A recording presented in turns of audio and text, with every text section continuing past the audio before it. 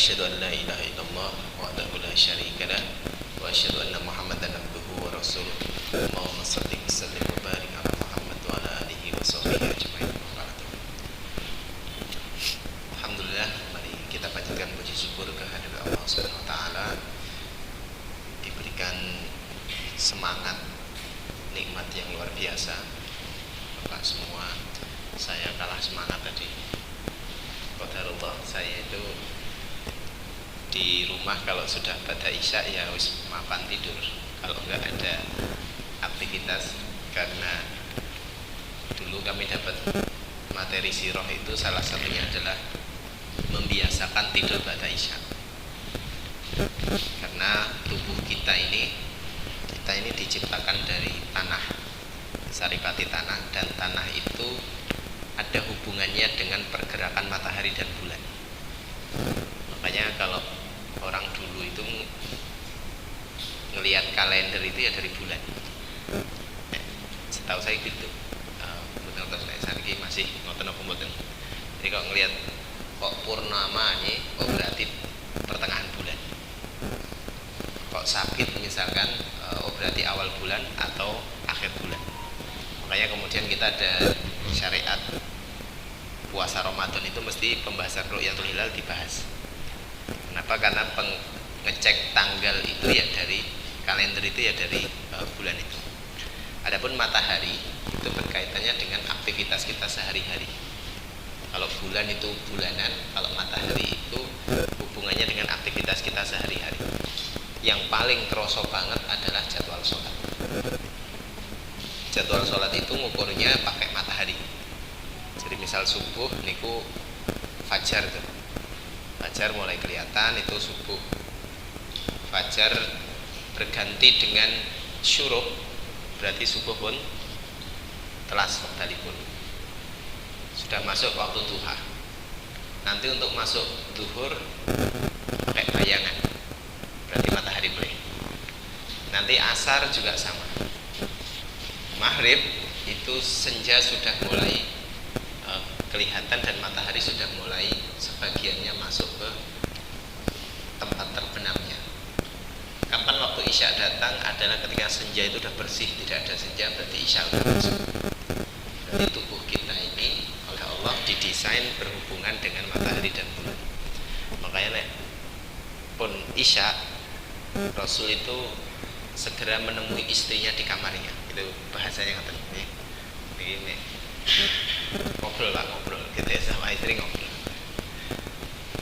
Kemudian itu jadwalnya beliau. Jadi kalau pada isya beliau itu tidur.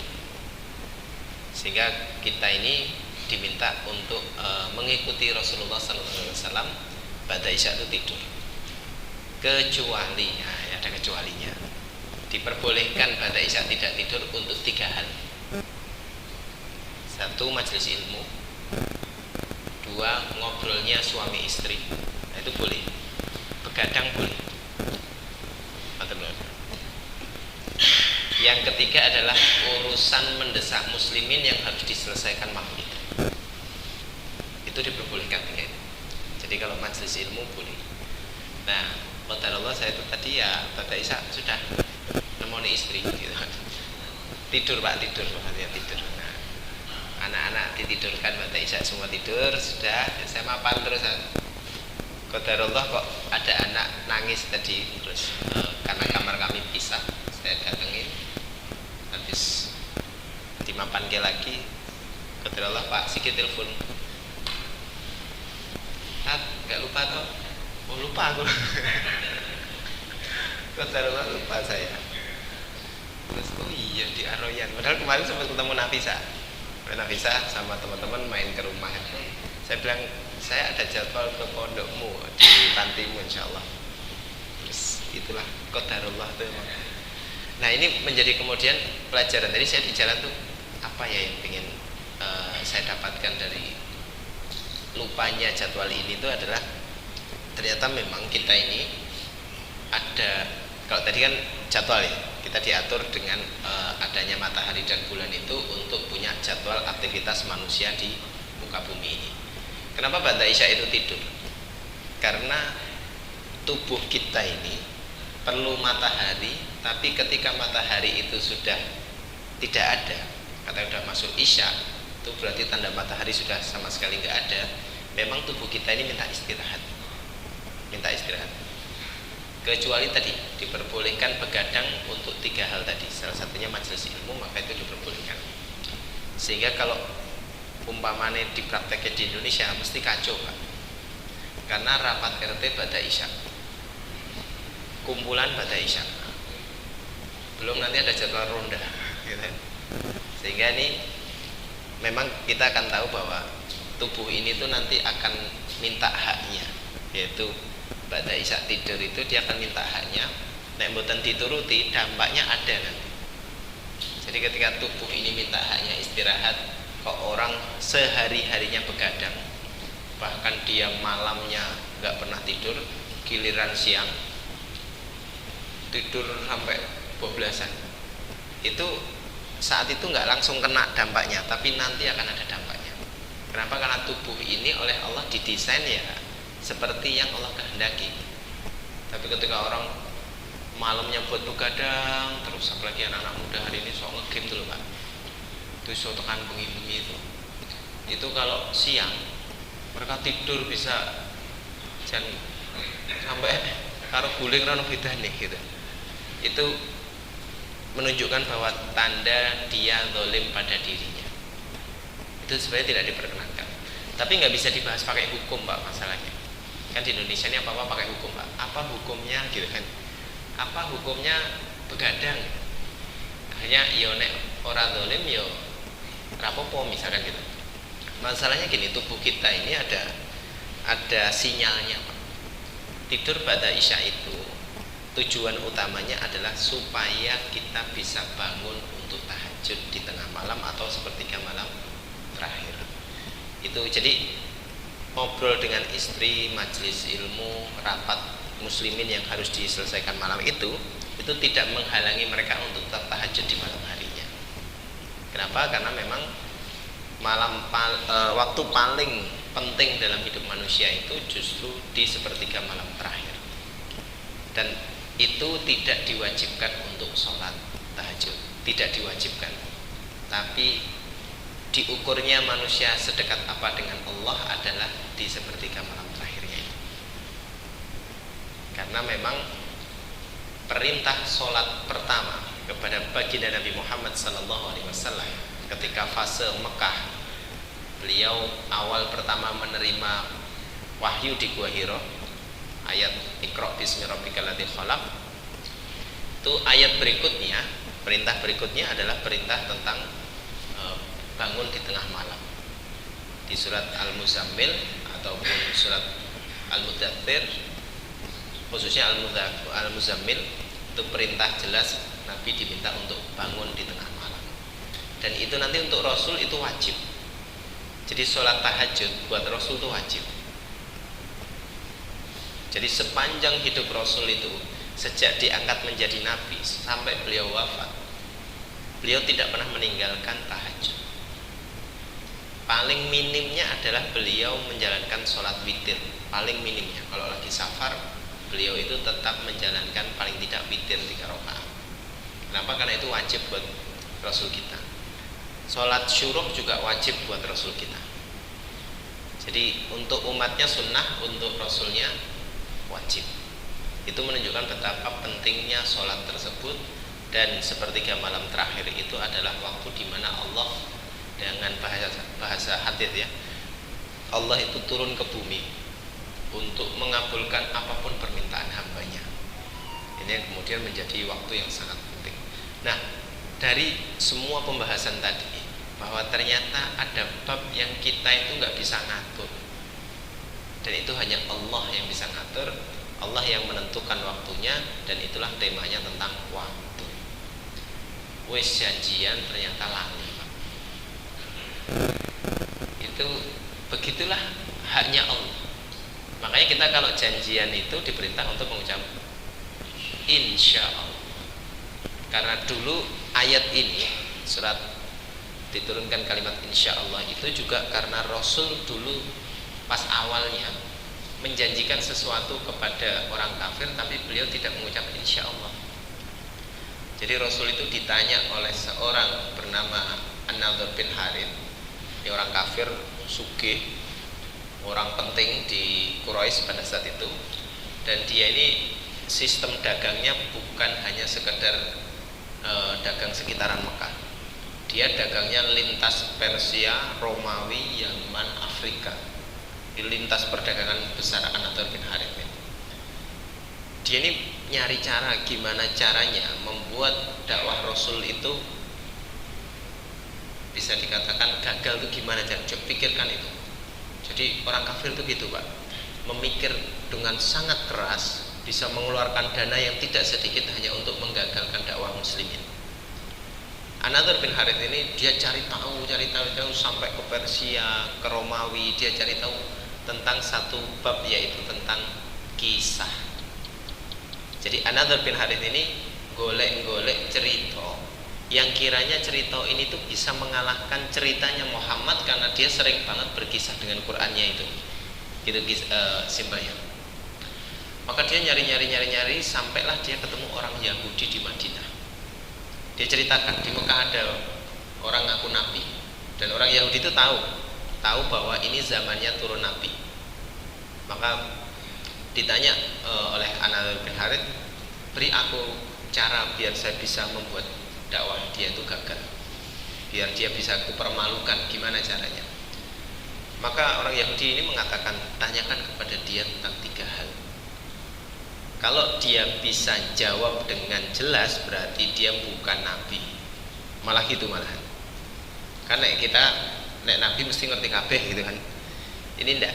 Orang Yahudi itu sampai mengatakan kalau orang itu, yang tentu kita tahu ini adalah baginda Nabi Muhammad SAW, kalau dia bisa menjawab 3 hal ini dengan jelas, berarti orang ini bukan nabi.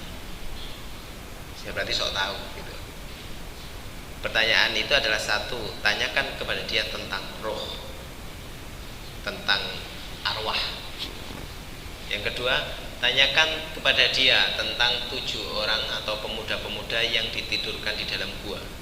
Nanti tentang Ashabul Kahfi. Yang ketiga, tanyakan kepada dia tentang orang yang punya jabatan memenuhi atau menguasai barat dan timur. Ini nanti tentang Dzulqarnain. Akhirnya An-Nadhr bin Harith dapat informasi ini, bahwa dia ini bisa tak takok, tapi dia lupa itu tadi, kalau Muhammad tidak tahu berarti dia justru malah nabi. Kenapa? Karena bagi orang Yahudi cerita ini, 3 hal ini di Taurat pun tidak dijelaskan secara detail. Sehingga kemudian An-Nadhr bin Harith ini membawa 3 pertanyaan ini, tanyakan kepada Rasulullah.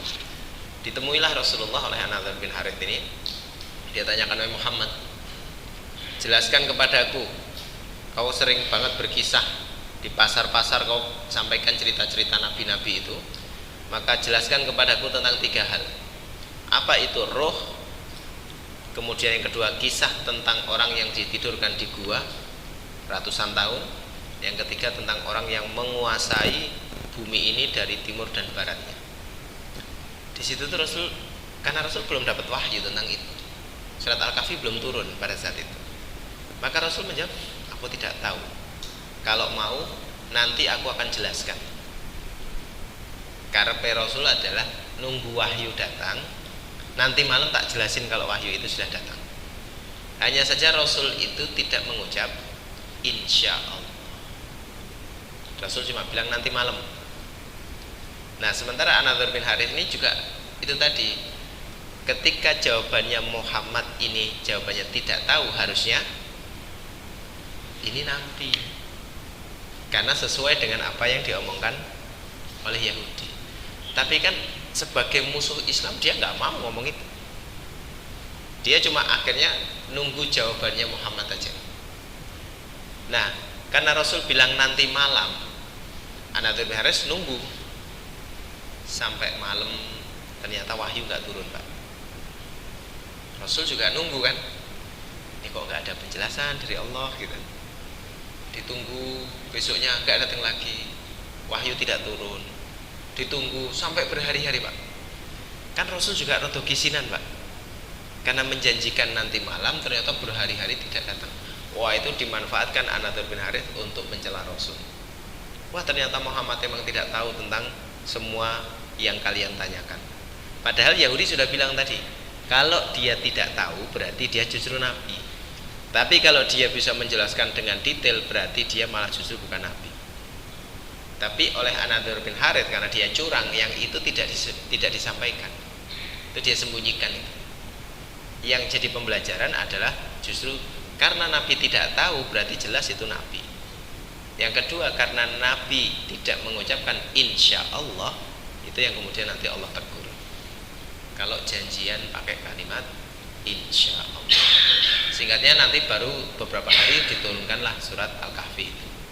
Di surat Al-Kahfi pun dikisahkan tentang Ashabul Kahfi dan Dzulqarnain, itu juga tidak jelas kisahnya, betul, tidak detail maksudnya. Apakah jumlahnya berapa yang tidur itu? Ada yang mengatakan 7, ada yang mengatakan 4, ada yang mengatakan 9. Allah mengatakan mau berapapun hanya Allah yang tahu dan sedikit yang tahu. Walaupun yang paling masyhur adalah 7 pemuda. Berapa lamanya itu disebutkan 300 tahun atau 309 tahun, begitulah Quran menyebutnya. Terus nama anjingnya itu, kan ada anjingnya itu juga tidak disebutkan. Nama pemuda-pemudanya juga tidak disebutkan. Itu kejadiannya kapan juga tidak dipastikan kapannya. Kenapa? Karena Quran ingin sampaikan bahwa detail-detail itu tuh tidak lebih penting ketimbang apa ibrah dari peristiwa itu. Jadi apa pelajaran dari peristiwa itu jauh lebih penting ketimbang menghafal nama-nama tokoh-tokoh itu, tanggalnya kapan dan seterusnya. Karena memang belajar sejarah itu sejatinya bukan fungsinya untuk ngapal ke nama dan tanggal. Bukan itu tidak boleh, itu nanti mengikuti setelah ibrah itu dipahami. Beda dengan pelajaran sejarah hari ini. Tanggal berapa Nabi Muhammad dilahirkan? Setelah ada pelajaran misalkan SKI, sejarah kebudayaan Islam, yang diujikan adalah tanggal. Lah buat anak-anak, ketika salah tanggal berarti jawabannya salah, ketika salah berarti nilainya jelek. Akhirnya mereka jadi trauma dengan sejarah. Padahal sejarah tadi yang Allah kehendaki adalah sejarah itu fungsi utamanya adalah diambil ibrahnya, sehingga tanggal itu nanti nyusul aja. Karena memang tentang Ashabul Kahfi dan Dzulqarnain juga tidak jelas itu lokasinya di mana, kapan terjadinya. Pastinya Dzulqarnain itu juga sebenarnya nama julukan, nama aslinya siapa itu juga tidak dijelaskan dalam Quran. Hanya saja nanti ada penjelasan dalam tafsir, dalam sabda Nabi ada memang, tapi itu nanti. Tapi sekali lagi, ternyata belajar kisah itu yang Allah kehendaki bukan ngapal ke tanggal. Ini contoh aja Pak. Tadi kapan Nabi dilahirkan? Kalau pakai kalender berarti tanggal 12 Rabiul Awal. Tapi di kitab Ar-Rahiqul Mahtum, ini kitab sirah yang hari ini sangat populer, ditulis oleh Syekh Safiyur Rahman Mubarakfuri. Beliau adalah juara 1 penulis sirah nabawiyah di tahun ya sekitar 80-an, 70-an, 80-an. Beliau juara satunya, dan di situ dituliskan bukan tanggal 12. Setelah dihitung-hitung ternyata lahirnya beliau hari Senin itu, setelah dihitung dengan ilmu hisab, itu jatuhnya adalah tanggal 9 Rabiul Awal. Kalau di Ibnu Hisham yang kita pakai sebelumnya, itu memang tertulisnya 12 Rabiul Awal. Jadi tidak ada yang salah. Sing salah sing endi? Tidak ada yang salah, karena begitulah tanggal itu disebutkan oleh Allah untuk menjadi sesuatu yang sifatnya data, bukan untuk diperdebatkan mana yang benar. Apa Rasul lahirnya 2 kali, tanggal 9 lahir, tanggal 12 juga lahir, kan enggak begitu. Sehingga ilmu tentang hafalan tanggal pada pelajaran sejarah itu sejatinya tidak perlu harus ditekankan seperti itu. Tapi lebih kepada itu sebagai data saja berdasarkan kitab mana yang Anda pakai. Kalau kita pakai yang Ar-Rahiqul Mahtum maka berarti tanggal 9. Tapi kalau pakai Ibnu Hisham berarti tanggal 12 Rabiul Awal. Adapun kalender kita itu lebih banyak menggunakan Ibnu Hisham. Tapi kalau menggunakan pastinya tanggal 12 itu yang sepakat pada dua kitab ini, Ibnu Hisham maupun Ar-Rahiqul Maktum, adalah tanggal wafatnya Rasul, yaitu tanggal 12 Rabiul Awal. Itu sepakat keduanya dengan tanggal. Intinya begini Pak, bahwa belajar kisah itu yang paling penting adalah dapat pelajarannya, dapat ibrahnya. Allah berfirman, laqad kana fi qasasihim ibratul liulil albab. Kami jadikan kisah-kisah dalam Quran itu adalah kisah nyata supaya diambil pelajarannya bagi orang-orang yang mau menggunakan akalnya. Karena kisah itu setelah dipelajari memang kudu dipikir, lalu diambil ibrahnya. Sebagai contoh tadi ketika bicara tentang Ashabul Kahfi, ibrahnya adalah bukan di mana lokasinya, guane sing ngendi gitu, bukan itu. Tapi lebih kepada carilah komunitas solih agar kita bisa menyelamatkan iman kita ketika ada gelombang kezaliman kepada orang-orang beriman. Karena pada saat itu di kisah itu adalah raja yang sangat zalim, membunuh siapapun yang tidak mau mengikuti peraturannya, yaitu menyembah berhala dia. Ini yang kemudian 7 pemuda Ashabul Kahfi dia menyelamatkan diri dengan cara adalah berkumpul, berkomunitas. Jadi pentingnya komunitas orang-orang solih itu tujuannya untuk saling menguatkan iman masing-masing. Maka orang paling solih, teman paling solih adalah teman yang tega untuk memberikan nasihat buat kita. Nek sing pekewuh itu kudu dilatih untuk bisa saling watawasau bil haq watawasau bis sabr. Karena di antara keuntungan kita dalam berkomunitas ini adalah justru saling memberikan nasihat dalam kebaikan dan kesabaran. Nek weruh koncone salah, sebaiknya memang ditegur. Hanya saja negurnya juga pakai cara yang baik, pakai adab yang baik. Jangan kemudian justru dengan alasan menegur bisa memecah ukhuwah Islamiyah kita. Itu juga Allah tidak menghendaki itu.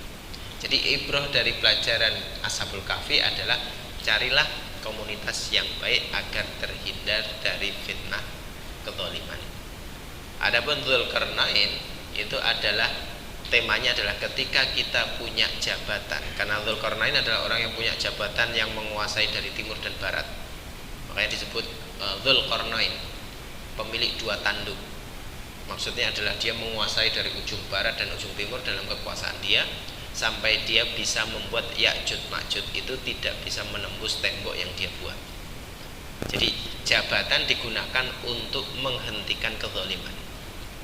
Ini yang kemudian Nabi bersabda, apabila kamu melihat kezaliman maka tegurlah dengan tanganmu. Jadi kalau lihat kezaliman tegurlah dengan tangan itu maksudnya adalah punya jabatan. Kalau yang nggak punya jabatan, kata Nabi, tegurlah dengan lisanmu tadi, memberikan nasihat yang baik kepada saudara-saudara kita. Kalau 2 itu nggak bisa, umpamanya wis tutup pejabat gitu, Arab negur malah bisa memecah ukhuwah, umpamanya nggak punya ilmunya untuk menegur, maka diam itu lebih baik. Tapi diam di sini bukan nggak peduli, tapi di hatinya sebenarnya ada kegelisahan. Dia gundah melihat kemungkaran itu, dan itu gelisah dalam hatinya, dan kata Nabi itulah selemah-lemah iman. Artinya itu udah paling minim. Nek kezaliman saja tidak gelisah, maka justru bukan hal yang tidak mungkin kita pun masuk dalam bab zalim tadi. Jadi Allah menghendaki supaya kita gelisah dengan kezaliman. Itu yang bisa diambil pelajaran dari kisah-kisah dalam surat Al-Kahfi tersebut. Nah, kembali kepada An-Nadhr bin Harith. Setelah nunggu sekian hari, dia mengumbar berita-berita fitnah-fitnah kepada Rasul, bahwa Rasul adalah pendusta, Rasul adalah orang yang ingkar janji dan seterusnya. Tapi itu semua memang Allah takdirkan untuk menjadi pembelajaran buat kita, bahwa ketika janjian waktu jangan lupakan mengucap insya Allah. Karena wal asr, demi masa, demi waktu, waktu itu ada dalam genggaman Allah. Umpamanya kita masuk kerja jam 7 misalkan, dibiasakan mengucap insya Allah masuk jam 7. Karena bukan hal yang tidak mungkin akan ada kejadian-kejadian yang membuat kita terlambat. Seperti saya malam ini, ada kejadian-kejadian yang membuat saya terlambat, sak plengan lali gitu. Itu yang kemudian dibiasakan dengan kalimat insya Allah. Ini bukan ngeles ya Pak ya, ini ceritanya memang saya salah itu tadi, saya salah, saya enggak. Jadi ngapunten. Cuma itu tadi di jalan saya apa yang bisa dikaitkan dengan peristiwa keterlambatan ketika kita ada janjian kok lali dan seterusnya, maka gunakan kalimat insya Allah, karena insya Allah itu babnya adalah kembalikan urusan itu kepada Allah atas izin Allah, insya Allah. Jadi segala sesuatu yang pembahasannya adalah masa depan, karena janjian besok ketemuan ya, itu berarti masa depan Pak. Itu masuk bab dalam urusan hal ghaib, karena belum kelihatan, karena masih nanti. Besok subuh janjian ya gitu, ketemuan di masjid umpamanya, maka itu hal ghaib. Hal ghaib itu syaratnya ada dua untuk membahas hal ghaib. Yang pertama adalah harus ada dalilnya. Umpamanya bilang gini, di surga itu ada bebek goreng mboten Pak? Di surga ada bebek goreng mboten? Ketika kita jawab, misalnya anak nanya, di surga ada es krim enggak? Kalau kita jawab ada gitu, itu kan hal ghaib ya. Maka hal ghaib itu harus pakai dalil Pak. Adakah Rasul mengatakan di surga itu ada es krim? Apakah ada ayatnya? Ternyata nggak ada. Kalau nggak ada, harus nyari yang kiranya menjawab pertanyaan anak tersebut, tapi pakai dalil. Maka ada ayatnya, yaitu Allah memenuhi apapun keinginan para ahli surga. Kalau itu ada ayatnya. Jadi pas anak nanya, apakah ada es krim? Kita jawabnya, Allah memenuhi semua keinginan ahli surga. Terus anak menyimpulkan sendiri, oh berarti ono es krim. Tafsiran dia aja. Tapi kita dalam menjawab harus pakai dalil, karena itu hal ghaib. Yang kedua adalah hal ghaib adalah tadi masa depan. Maka jawaban yang paling tepat adalah mengucapkan insya Allah. Itu adalah jawaban paling pas ketika ada hal ghaib yang sifatnya ada dalil, jawab dengan dalil. Karena atau ada janjian yang itu sifatnya masa depan, maka jawablah dengan insya Allah. Bagaimana kalau kita tidak tahu? Tidak tahu itu yang jawab orang ngerti. Jawab tidak tahu itu adalah justru kemuliaan, karena itu adalah jawaban malaikat di saat Allah menantang malaikat untuk menjelaskan nama-nama benda yang sudah diajarkan pada Adam. Jadi kisahnya Allah ngajari Adam dengan nama-nama benda, kemudian Allah menantang malaikat untuk sebutkan nama-nama benda ini. Kata malaikat, subhanaka la ilma lana illa ma 'allamtana innaka antal alimul hakim. Maha suci Engkau ya Allah, kami tidak tahu apapun kecuali apa yang sudah Kau ajarkan pada kami.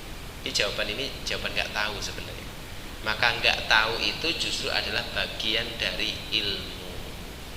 Jadi menjawab tidak tahu pada sesuatu yang kita tidak tahu itu justru adalah ilmu. Jadi kalau ada tanya jawab umpamanya kok Ustaz Raison jawab, itu bukan aib buat Ustaz tersebut. Justru itu adalah ilmu. Ulama itu kalau ditanya sesuatu yang dia nggak bisa jawab, dia jawab Allah alam, saya tidak tahu. Wah percuma, aku tidak ngerti apa-apa gitu kan. Itu karena memang dia nggak tahu, jawab tidak tahu. Karena menjawab tidak tahu itu adalah separuh dari ilmu kita. Artinya ilmu kita terbatas, tidak semuanya bisa kita jawab sesuai dengan ilmu kita. Jadi disesuaikan. Nah ini yang kemudian kembali pada bab waktu tadi, bahwa waktu itu dalam genggaman Allah. Kita tidak bisa mengatur waktu, kita tidak bisa menentukan waktu. Allah yang menghendakinya. Semua waktu Allah yang atur. Jadi kalau kita membuat sebuah target janjian, maka kalimat insya Allah. Adapun tentang ajal, tentang jadwal sholat, tentang rezeki kita kapan diberikan, kapan ijabah doa kita, itu semua dalam genggaman Allah. Maka Rasul pernah bersabda kepada seorang sahabat yang pada saat itu sahabatnya udah getem-getem Pak, sudah saking pengen Islam ini menang. Ini fase Mekah pada saat itu. Abu Jahal sudah sejahat itu. Ono ibu-ibu namanya Sumayyah lagi hamil, itu sama Abu Jahal dilempar tombak di perutnya sampai sang ibu meninggal, janinnya pun ikut meninggal. Sudah sejahat itu. Sahabat itu Akhirnya kan juga berontak. Ya Rasulullah, kenapa nggak kita lawan saja mereka? Kenapa nggak kita berkumpul, kita perangi itu Abu Jahal?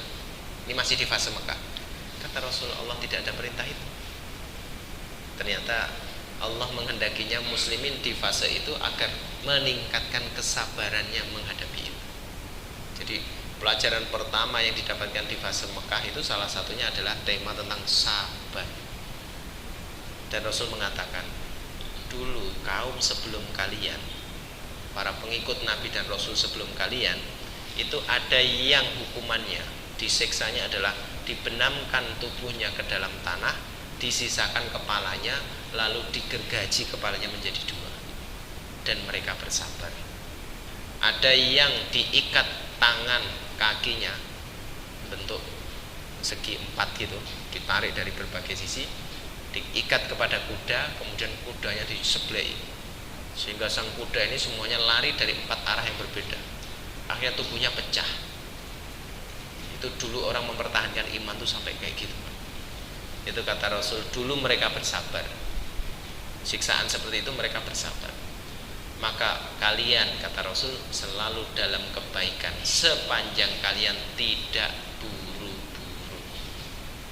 Jadi kesusu itu ternyata urusannya adalah masuk ke ruang namanya waktu tadi. Selak pengen menang, selak pengen mendapatkan kebaikan, ternyata menunggu kebaikan itu adalah kebaikan juga. Selak pengen Israel itu kalah bicarane, Allah tidak mengizinkan itu. Allah menghendakinya kita mempelajari tentang Quran, bagaimana cara mengalahkan Israel, Yahudi, Zionis dan seterusnya. Itu ada caranya karena sirah nabawiyah mengajarkan itu. Sehingga kita nggak boleh buru-buru. Adapun kita sedih, kita marah, itu boleh. Pada kezaliman ini tadi, hati ini gelisah. Kita nggak punya jabatan untuk bisa menghentikan Zionis. Kita nggak punya lisan yang bisa didengar oleh mereka. Maka paling tidak hati kita mengingkari apa yang mereka lakukan dengan cara kembali kepada Quran kita, dipelajari Qurannya, karena solusi menyelesaikan masalah sampai level Zionis hari ini itu semua solusinya ada dalam Al-Quran. Hanya saja itu tadi, kita tidak boleh buru-buru. Kesusu itu boten angsal. Nabi bersabda, kalian selalu dalam kebaikan sepanjang kalian tidak buru-buru. Kenapa? Karena buru-buru itu urusannya waktu. Waktu itu hanya Allah, wal asr, demi masa, bahwa Allah lah yang menggenggam waktu, Allah yang memberikan kapan kemenangan itu diberikan, itu terserah Allah. Sambil menunggu kemenangan, maka muslimin terus berikhtiar, itu justru ruang kita untuk menunggu kebaikan dengan kebaikan.